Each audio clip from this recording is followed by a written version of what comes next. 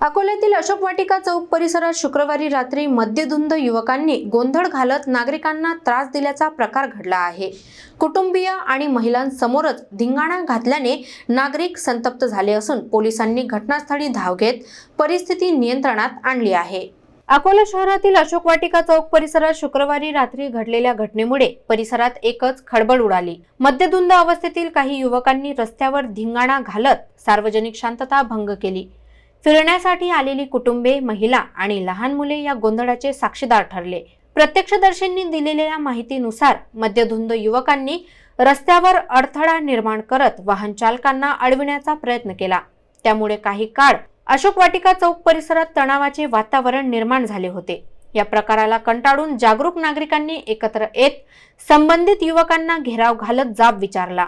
नागरिकांनी दिलेल्या चोपानंतर युवकांची मस्ती उतरल्याचे चित्र दिसून आले। दरम्यान घटनेची माहिती मिळताच पोलिसांनी तात्काळ घटनास्थळी धाव घेत परिस्थिती नियंत्रणात आणली।